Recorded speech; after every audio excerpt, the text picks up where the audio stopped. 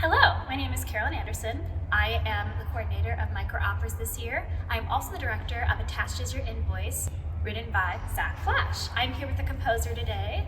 How are you doing today, Zac? I'm doing very fine, thanks for asking.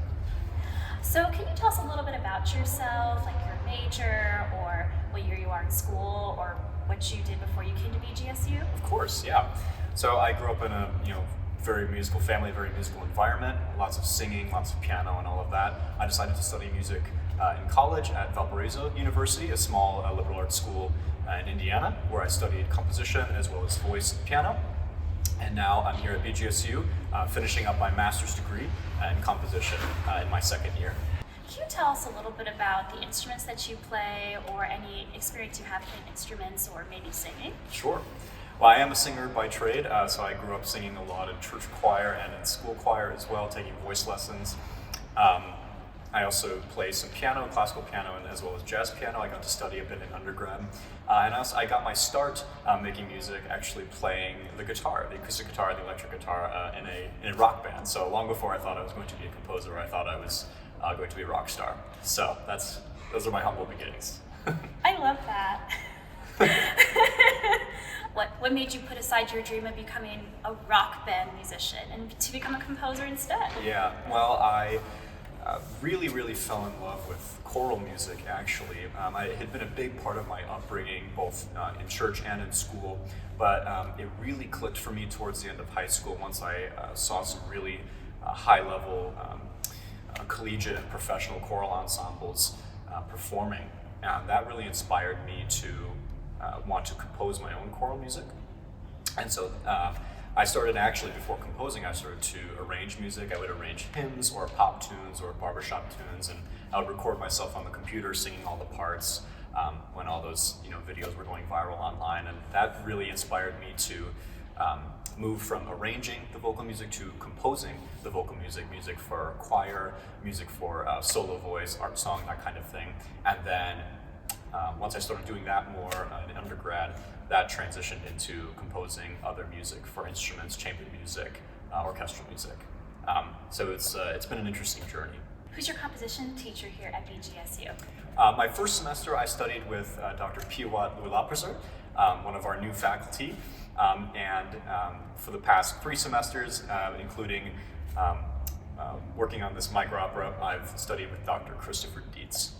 Speaking of Dr. Dietz, can you tell us a little bit about your MicroOpera, the plot, the libretto, how you came to choose this story? Yes, of course. So this MicroOpera, Attached Is Your Invoice, is a satirical comedy that follows the story of a young composer in graduate school. Incidentally, her name is Marlo, and she has a helpful, sort of bantering relationship with her studio teacher, Dr. Beats, which is, of course, satirically modeled, with permission, of course, off of my dear composition professor, Dr. Dietz.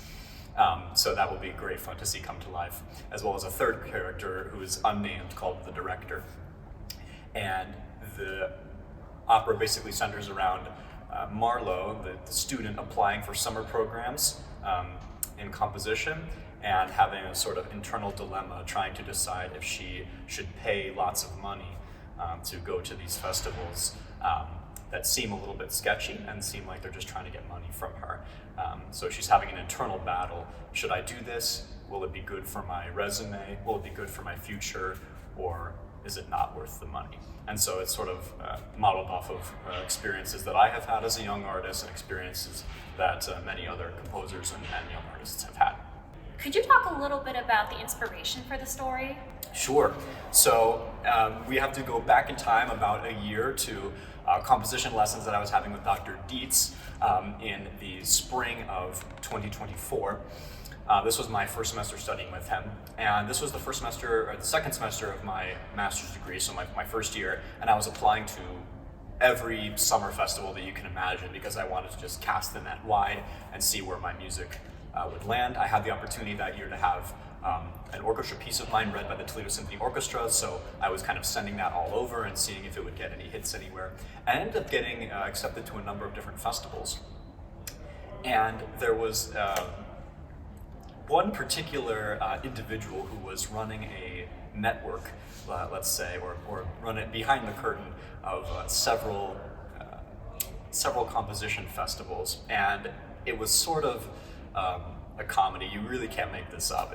I would get these emails that are very similar to the email that you'll hear sung in the opera, basically sort of buttering me up and telling me how good my music is and how they really want me to go to this program, only to, of course, charge me lots of money with no scholarship, of course. And so this was sort of a back and forth, and every week Dr. Dietz would ask me, how are things on the international relations front, of course, because I was applying to all of these programs overseas, which is a joke you'll hear in the show. And after a while, I decided none of these were worth it, because it was just simply too expensive, and I could take advantage of opportunities I had here at the school and other places, and I didn't need to spend thousands and thousands of dollars to do that. And so near the end of the semester, Dr. Dietz joked with me and said, you should write a MicroOpera about this. And I thought, that's not a bad idea. And so I wrote up a little draft of the libretto in the summer, and here we are. The rest is history. Here we are. Yeah. Are there any themes or images that the audience should look for while watching your MicroOpera? Yes, so each of the three characters sort of play a different role, and they represent a kind of different theme. So Marlowe being a young, aspiring composer, she's sort of full of hope and optimism and youthful naivete, you could say. And the music that follows her is sort of sweet, it's kind of uplifting and tonal and lyrical, and it kind of represents her youth, I would say. Dr. Dietz, on the other hand, his music that follows him is a little bit more somber and a little bit more angular, maybe sarcastic, you could say. There's a specific chord. It's a dominant 7 sharp 9 chord that follows him around during his recitative, that is inspired by my professor, Dr. Dietz, and so it's just kind of this kind of pointy angular chord that kind of represents his personality a bit. And so his theme is more so, I'd say, skepticism and the sort of that kind of bitterness that can be brought on with time and experience, being burned and kind of seeing the world for what it can be sometimes. And the director, of course, is just kind of the foil to the whole thing, just kind of represents chaos and sort of, she's just out to kind of make money and do what's best for her and not really consider others. And so those are the themes that the three characters represent. And I'll say for the director, the music that follows her around is sort of sultry and kind of sneaky, because of course in the story she's kind of a bit of a scam artist, and so the music that follows her around is kind of complements her character.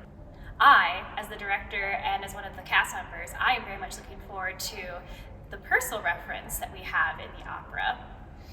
Some of you might know a quite famous aria from a personal opera, When I Am Laid in Earth, the Dido's Lament, of course. And I won't spoil it too much, but I'll just say that Marlowe has her own lament, although she's not going to be laying, she's going to be paying. I love how you were able to work in my favorite mezzo aria. Dream come true for the soprano. Yeah, totally coincidental, by the way. I had no idea that was her favorite mezzo aria. It just totally fit with the story. Could you tell us a little bit about your preferred composition style and what challenges arose from writing a MicroOpera? Oh, of course. Yeah, that's a great question. My style draws from, as many composers, as it is for many composers, draws from my past experiences and my past musical training. So my training as a classical singer and choral musician, as well as a church musician. But my sort of harmonic and rhythmic language also is inspired by jazz, as a jazz guitarist and jazz pianist, and as well as musical theater.